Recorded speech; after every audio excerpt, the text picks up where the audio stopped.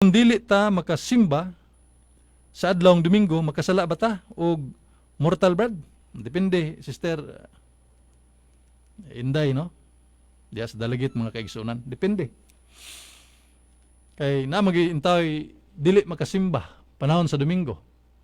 Labi na tawag sa pagserbisyo, pananglitan diha sa imong panimay, nga di gyud mabiyaan ang imong minahal nga naglubog diha kaya dunay sakit imong yatiman. Exempted ka niya na. Usa ka doktor, nurse ba ka?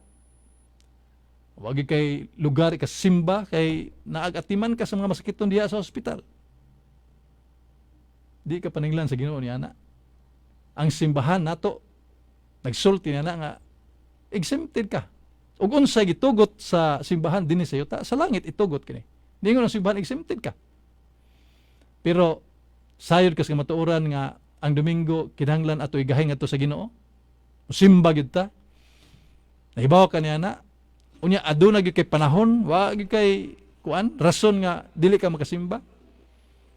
Lahi ng istorya mga kaigsunan.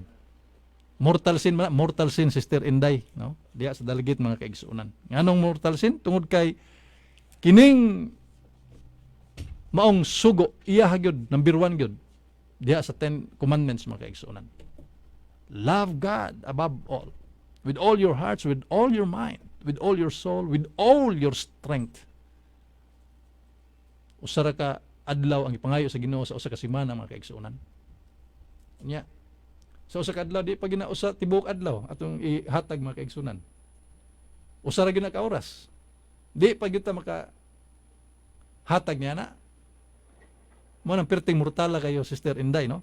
Pero atong balikon kadto ganing gumikan sa iyang di sa kasimba gumikan kay nagbantay siya or nasa gibuhat nga dili gyud ka kuana, no? Importante gyud kayo, then exempted siya ana Sister Inday. Okay, salamat kayo sa imong pagpadangat sa imong pangutana.